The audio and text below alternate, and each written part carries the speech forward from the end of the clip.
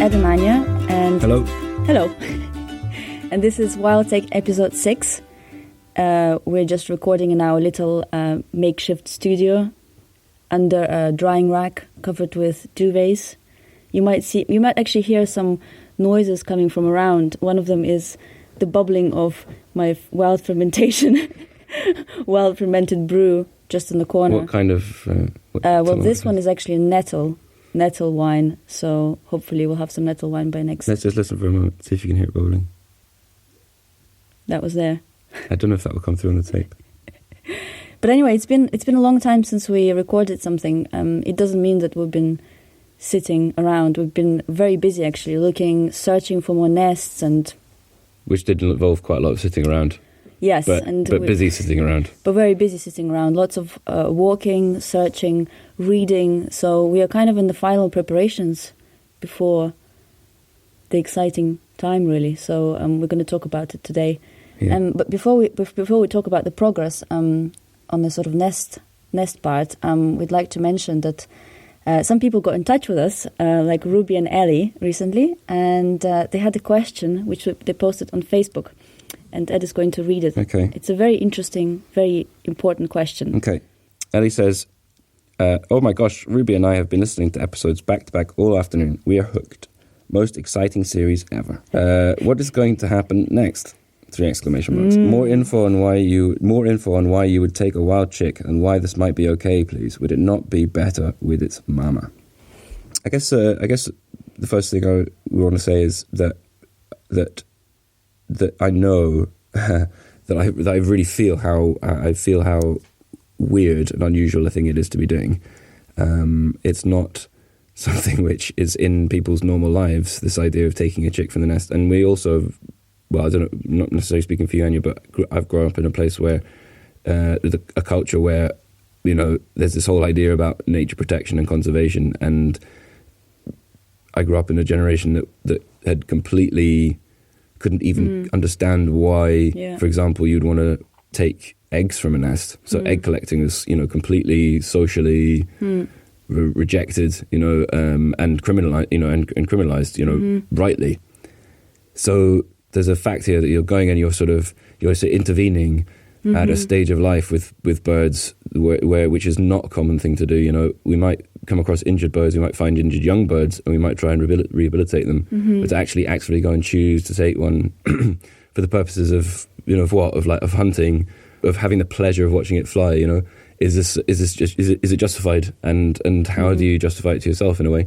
It's not a straightforward thing, and it's a really complex thing. And I definitely don't want to sort of pretend that I'm somehow totally come to terms with it, because I haven't been through it. I haven't felt what it feels like to do it, and so I don't know fully how I feel about it. Actually, I mean, I know enough about my own feelings at the moment to know that I'm happy to proceed.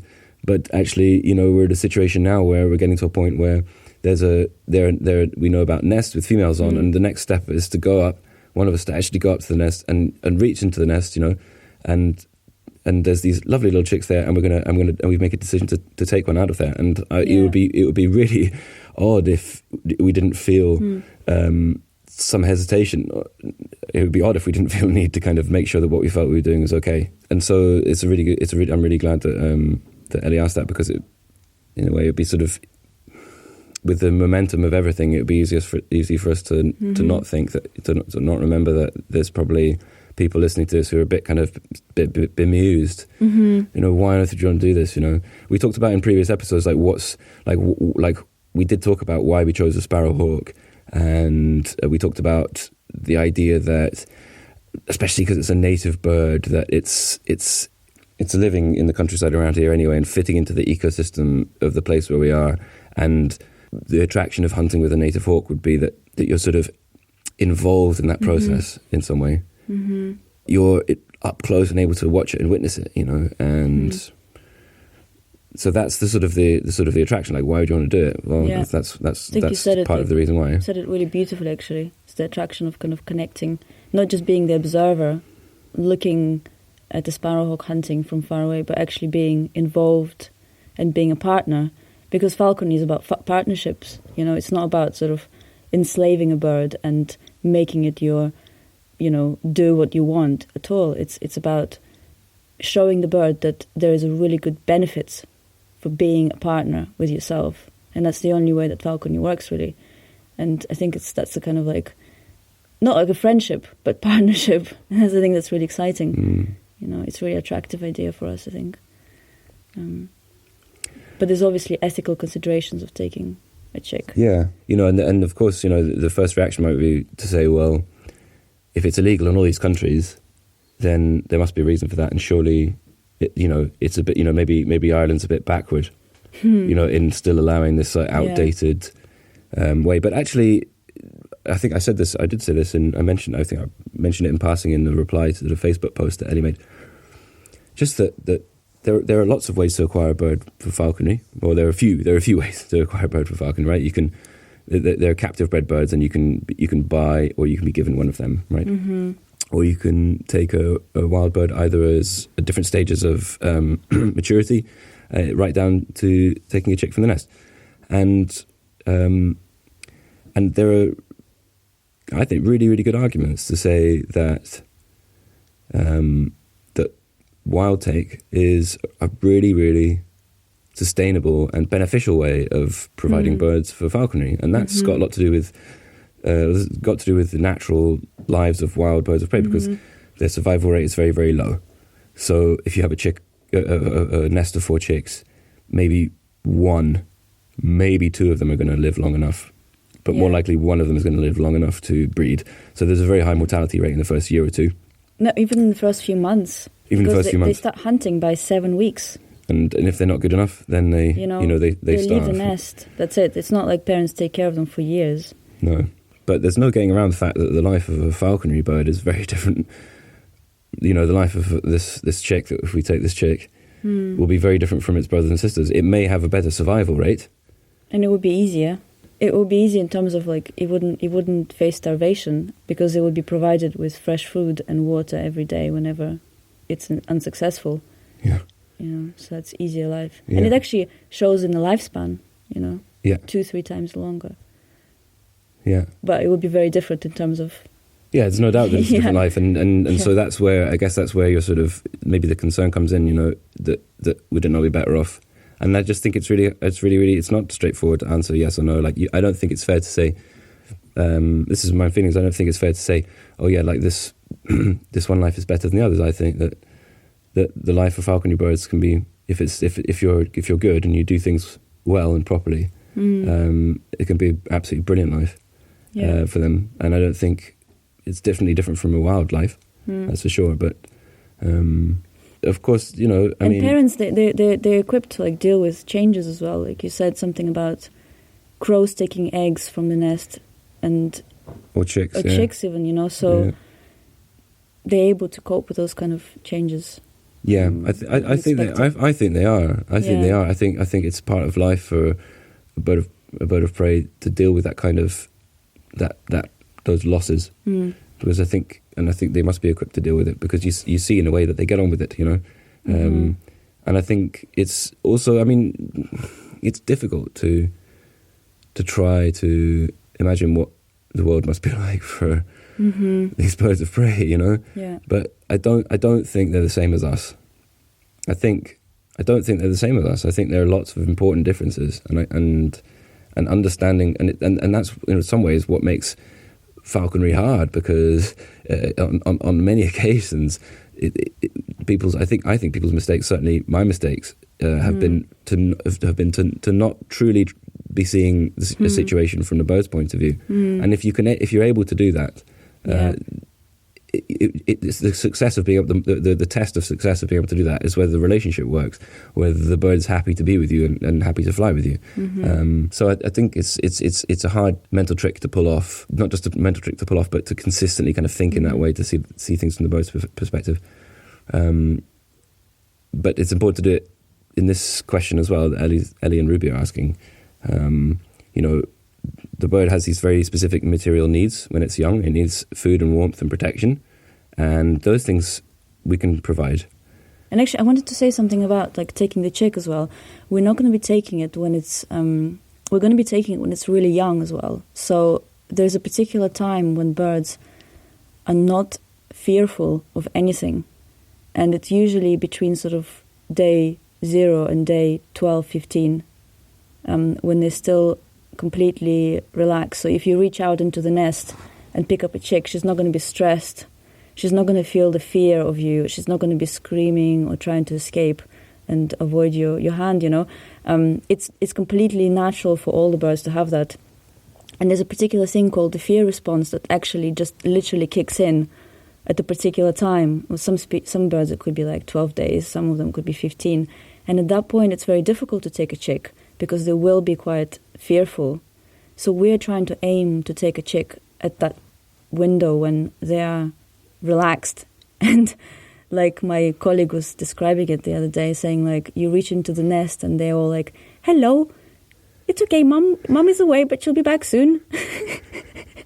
And you just grab one and they're really happy, you know, they're not stressed, they feel relaxed. And so yeah, and this is actually when they ring chicks as well, very often. That will be the time when most wildlife rangers will be ringing them, exactly at that time, and it doesn't cause any stress to the chicks. Obviously the mother will probably just leave the nest, but she'll be sitting very nearby looking, and then she'll return to the nest straight away. She's not going to abandon the nest with other chicks. And sparrowhawks are really good parents, I think. They also try and feed their chicks as much as they can, so she's not going to be, just because we'll take one doesn't mean that we're going to be leaving the scent and she's just going to disappear. They don't think like that. They don't have that sense of smell. Have that sense of smell at all. So yeah, we don't feel like it's going to be very stressful for the chick, at least. Or for the mother, I think. Yeah. Like I was saying earlier, you know, they cope with losses and get on with things. I think, like you said, it's going to be more difficult for us to cope with that, taking the chick, than for the chick to cope with us taking it. Because, yeah, I think I can imagine myself reaching into the nest and having second thoughts about it and, you know, feeling really emotional, having a little cry even, you know. And, yeah, it's going to be really interesting. But don't you feel like maybe those second thoughts, that hesitation, those tears, are they not trying to tell you something? Is that not a signal that you should listen to? Is that not a sign that what you're doing is... No, because I feel like, because I'm the kind of person who, not like having second thoughts, but I don't take things lightly, you know, and I think like whatever it is, like if I see a cute chicks all together cuddled up in the nest, I will feel really emotional, and I wonder like how much of it will be like just feeling the excitement and happiness, and how much of it would just be like feeling sadness that I'm removing one of them. Because actually deep inside I don't think they're going to be missing each other. You know, I don't think they have those feelings at all. Like, I mean, we've been working with birds of prey for not very long, but 2 years is enough to see how birds relate to each other. They don't have this kind of friendships, and especially when they're young, they're not going to be going like, oh no, he's taking Lucy, you know, or they're not going to be feeling like that at all. So I don't think it's going to be, you know, I think partly our emotions will be just feeling really excited. Like the other day when I saw a sparrowhawk flying from the nest, I just felt really, like it was very beautiful, and that caused some emotion. No, I feel pretty sure about how I feel about this, you know. I feel pretty sure that it's not, we're not going to be causing any harm, and that we are preparing ourselves to the best we can, that we have a really nice team of people working with us who have got a lot of experience working with sparrowhawks specifically, plus the Irish Hawking Club. We've got a lot of friends there who are ready to help, and we've already had a lot of discussions with them about different ways of raising chicks and training them. And I feel quite confident that with all this wealth of knowledge, we will be able to, you know, do something positive. And from knowing ourselves, I feel like we're going to be doing our best at all times, you know. You know, we're going to be very responsible about it. Just thinking like how many months we've already spent like locating nests. Which actually, let's talk about this. Okay. I think this is a very interesting and exciting part that we're entering now. So when we started this adventure, we started from zero. We really just had a few ideas of where the sparrowhawks might nest. Somebody showed us a plucking post. We found a couple of skulls from previous years. We never really thought that we would get to the stage of actually finding a nest. And we are at this stage. So from walking around, we've moved to more sitting around in the woodlands and watching the nests. Yeah. So the exciting news is that we found an actual nest with a sparrowhawk sitting in it, in this place we call the Sorrel Woods. Which is a new nest. It's different from the one that you found in the garden in the last episode. It's a new place. It's a place within the area we've been given permission to take a chick from, and so that's significant. The garden was out with that area. So if we hadn't found another nest, the garden would have been a sort of a backup. Mm-hmm. But this place is in woods near where we live. It's a local patch. It's a local patch, and it's a beautiful woodland. Yeah. But first of all, why don't you tell us how we found it?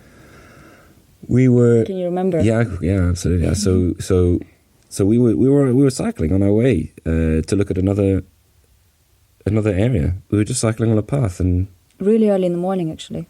And a sparrowhawk was sitting on a branch above the path, and as we cycled close underneath her, she took off and flew across the path and into a conifer plantation off to our right, sort of diagonally through the plantation. So we thought, right, there's got to be a nest in there. No, you're not describing it correctly. We dropped our bicycles. Literally. Got our binoculars out, and we shifted like lightning into the woodland. You can't imagine the excitement we felt, actually. So what happened next? Well, okay, you're doing a much better job. No. Right. So, yes, we were very, very excited. Can't you hear it in my voice? So we went and started looking around on the floor of the woodland, and we found lots of plucking posts. We found plucked voles. Yes. Vole fur on a tree stump. With guts and everything. Yeah, it was fresh. There was fresh guts. I think we've got some photographs we can put up. And more pluckings. We found woodcock feathers. Yeah. Breastbone. Bits of a woodcock. I mean, whether or not we there don't was a know sparrowhawk killed. I don't know. They look know. quite old. But the feathers were broken at the edges, and I think it's possible to see that on the photographs. So they were broken. They were pulled off or broken. You reckon? Yeah. And then Anya, because it's always Anya, found a nest which looked a bit small, or maybe it was half built or whatever. And we watched it for a little while and didn't see any activity in it. I think on that visit we heard some calling in the distance. Yes, we did. Yeah. But then we didn't see any activity, and we said, okay, we'll leave it for another time, and we come back. But we found an old nest, and just underneath the tree trunk, we found quite a few very small skulls from maybe blue tits and other things. And this, knowing that there is an old nest, immediately signaled to us that there's definitely going to be sparrowhawks nesting here, because they usually nest sort of within the vicinity of the old nesting spot. Either they abandoned it, but because we sighted it going into the woods, we knew that this is the woods. And it's a very small woods as well. It's not very large. So we knew that we're going to have to come back. Yeah. And it's called the Sorrel Woods because there's sorrel everywhere. So when we were walking around, we were just picking this lovely fresh wood sorrel. Oh, it's beautiful. It's such a beautiful woodland. Yeah. I felt like it was really clean, and the sorrel just creates this carpet completely covering the ground, and the trees are all nicely spaced, and there's enough light coming down to the ground. So the sorrel actually looks kind of like reflects light. It was luminous. Like luminous, emerald colour. Yeah. It's beautiful. It's very, very nice. So, do we want to talk about when we went back there? Well, let's do it. So we went back with the idea of sort of staking out the nest, and that's what we did. We found settled positions, and we laid down and we just watched this nest. Here's my spot. they just like lay there, and I was like, I must have been lying there. I think I just left the tape running, and it was going for 3 hours or something. It was just ridiculously long. And I went through. I mean, there was midges. And they were horrendous. They were just eating us alive. Huh? Yeah. We had BV bags and something like we brought some oat cakes. Yeah. And do you find like when you lie down like that, you just feel like you go into a trance? Yeah. You just kind of... It takes me a little while. It's almost like a meditation, yeah. Yeah, but I don't get to that stage for a little while. See, I never get to that stage. Yeah, you would? I never get to that stage. This is why I fidget all the time when I just walk around and I have to get up. That's interesting. I just can't sit still. Yeah. You often do get up before I do. Maybe I'm just lazy. I sort of... It takes me a long time to settle. I'll be very alert to begin with. And, I'm listening to everything. Listening very keenly for calls. I'm like scanning around all the time to look for birds flying over the trees, like between the trees. And then I'll get itchy somewhere, or I'll get achy somewhere and have to change position, and then you kind of feel a bit uncomfortable. The midges are getting you, and you're not sure how long you can stand it. And then you talk yourself around to sitting a bit longer. Then you play mind games, wondering whether what you're doing is worth it at all, whether you're there at completely wrong time of day. And then second guessing whether or not your presence there is making it worse. So that's the thing. You wonder whether even though you're in your bivvy and you think you're quite well camouflaged and you've got a good hiding spot, you wonder these are sparrowhawks. They know very well what they're doing, and maybe they're probably watching you from exactly. They don't want to go anywhere. So what it's like this question of this question of whether or not you're changing the thing you're observing, by observing it, and then. Miraculously, 45 minutes passes, and then you suddenly sometimes get into a bit of a trance and start to get sleepy. Sometimes sleepy actually is very interesting, because a few times we've been going around after work looking for sparrowhawk nests, and then Ed said, "Oh, just go and just sit there under a nice tree," and I'm obviously walking around looking for plucking sites, and then I call for him and there's no answer, and I call again and there's no answer. And then I go and find him sleeping under a tree.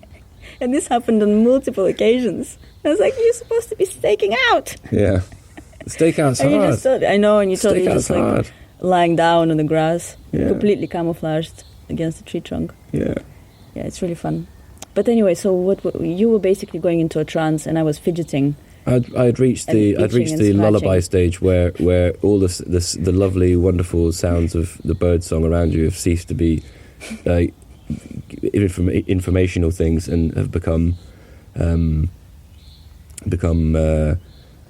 kind of blanket that just you wrap around your head, and it just says everything's safe here, everything's safe, you can let go, and then that lovely haziness closes in around you, and and you're on the soft floor of this forest, and your head's protected by the tree behind you, and you're just all those primal kind of needs for security are completely satisfied. You feel completely safe, and you just drift off to sleep.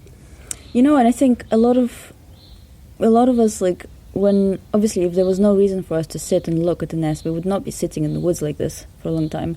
And I actually think, if you guys have a chance this summer, or this, if you're on a walk somewhere in the woods, just to sit down for an hour, even without a book, just have a flask of tea with you, you will find I find that the woodland changes when you sit there. So when you enter it, there is always this commotion, and the birds are really loud, and they might be escaping and making alarm calls. And after a while, things settle down, and sometimes you find yourself kind of sitting in very quiet forest, and you might even see a squirrel coming really close to you, or a fox, or a hare, or you might see a tree creeper like right above you. It's just really lovely, and I think we don't do it enough. We don't just sit in places, we're always walking through them or traveling through them, picking things, looking at. So I like this new stage where we have to just sit. Yeah. Even though I'm saying it, but actually I feel always so restless when I do sit under a tree. And this is actually what happened this time. I just eventually had to give up because the midges were so awful. They were just eating me alive. I had to give up, and I got up and I walked away from Ed, and I thought to myself, he's going to be really annoyed that I'm making noises. But he didn't say anything, and I just walked around and I found a stump with a blackbird's foot on it, just single foot. And then I walked away, and I just had my binoculars with me, and I was pointing them up into the treetops just to see what I can see, because I saw a couple of tree creepers fighting. And then I just looked, and I saw something. I was like, what is that? What is that? And I stopped in my tracks, and I had a slightly better look at it, and I realized that there was another nest in a completely opposite direction, much closer to the path from where we were. A little bit, quite exposed actually, very close to the clearing, and from the nest there was something was looking at me from the nest, but I wasn't sure what it was. So I walked around, and my first thought that there was an owl sitting in the nest, because I could see feathers. And I called Ed. I was like, Ed, come over here. And I got really scared. I kind of thought, no, there's an owl. And we know that if there are too many owls, then sparrowhawks will probably not be nesting in the same woodland, because they will be predating sparrowhawks.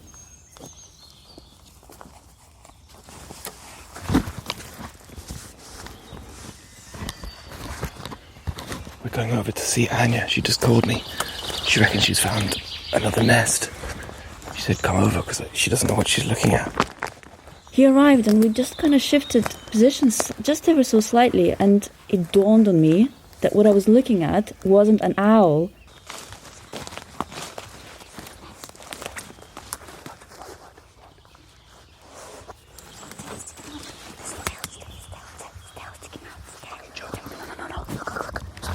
It was a tail of a sparrowhawk sticking out right from the nest. Holy mackerel. That's not what you said on the tape. No. Oh my god, I can see I can see the tail. Don't swear. There was some swearing, I think. There's a tail sticking out of the nest. She's on it. I have to say, I almost fell over. How excited I was. I thought it was an owl before. So I walked, and I was like, oh. Whether she was on eggs or ready to lay them, we don't know. This was, what date was this?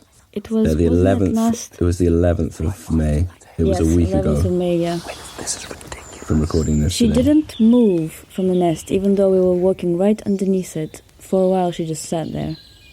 And we couldn't see her head or anything. We could just see the tail for ages. I don't see any movement at all. She's still. But she don't move. She's just in trance. She's sitting on an egg. So there is a platform of twigs, and it's only about 15 meters off the ground. 4, 6, 8, 10, 12, 14, 14, 15 meters off the ground. Yeah. And just at the edge of it, there's this tail that just sticks up. At like 45-degree angle, you can see it. Up against the trunk of the tree. All of them. And we started moving away and deciding to leave her alone kind of thing. And from further away, I was looking at her through the binoculars, and then suddenly she called and stood up in the nest, and she looked right down the barrel of my binoculars at me, and then turned her head slowly and looked right at you, because you were standing a few meters from me. And then the male appeared from behind us and flew in towards the woods, and I think he called too. And then we thought, right, okay, let's get out of here, kind of thing. Leave him alone. She looked really fat to me. She was huge. I think maybe because the nest looked quite small from some directions. It's a very strange. Nests are quite strange things. Like you look at them from one perspective and they look small, and then you shift around and you look from another perspective and they look massive. But it was about 15 meters up a tree trunk, and she looked a bit too oversized for it. Yeah, actually, it's amazing. I think they cope with quite tiny nests, really, actually. I've been watching a nest cam. If you go to sparrowhawkisland.co.uk and look at the nest cam, you can see that the nest that she's sitting on just doesn't look that tiny, big, you know? I mean, it's just sort of, it emerges maybe a couple of inches around her body, which is not that big, really, So we really don't know at what stage she's at, actually. And actually I just wrote down a question here for myself to remember to mention it. Is how do we know when the chicks are ready to be taken from the nest? Yeah. Because that's like a really big thing right now for us to sort of time it, because we want to take her when she's pretty young. Yeah. As in 10, 12 days. Something like that. When it's sort of strong enough to be taken, when all the essential, some essential growth has been done already, but she's still before that fear response. So it's easier for us to, train her and get her used to us. Yeah. I think we decided one way to do this would be to revisit the nest quite often, maybe especially towards the end of May, revisiting it every night and see if we can see any splashes of Mute's poop right under the tree, because as the chicks appear, they will be shifting back towards the edge of the nest and shooting their poop out, and that's how they poop. It's really cute, actually, to watch it. Yeah. So that's what we're going to try and do. Another thing is molted feathers. I don't know if we haven't found any evidence of molted feathers under the nest. No. But just because she's a nest could mean that she's just heavy with eggs. Yeah. And she'll be laying them every sort of 2 days, isn't it? Every 48 hours or so. Yeah. She might have 5, she might have less. They could be all males, they could be all females, there could be a mixture of them. So we really have a lot of uncertainty about. Yeah. And we haven't had any suggestions for names, and we still can't decide. What did we came up with something, sorrel. We thought maybe sorrel. If it's going to come from the sorrel woods, maybe sorrel, but it just seems kind of a little bit lame, doesn't it? I can't make up my mind, really. Maybe one of you guys can, think about it and send us some suggestions. Maybe Ellie and Ruby? And if anybody wants to, if you want to tell us what you think about it all, we'd be really pleased and delighted to hear from you about it, Yeah, and if you come up with a really good name, we'll send you some feathers. Ooh. Yeah, we'll send you some interesting feathers from our collection. Ooh, that's an interesting idea. Yeah. Which ones are you going to make me give up? I've got some feathers of my own. We might send you this sparrowhawk feather that we found. Oh, that's quite a nice idea. And we might send you other feathers, some really beautiful ones that we've got in our collection. So, this is an incentive for you to think of names. That's a great idea. So, all right. Well, thanks for listening. Yeah. And we'll speak to you soon again. Yeah, bye. Bye. So two blue tits meet in a tree. And one goes, "Oh my gosh, the plumage is gorgeous. It's beautiful. Look at the color." The other one's like, "It's a perfect mold this year. All the beautiful fat Irish worms helping me to mold."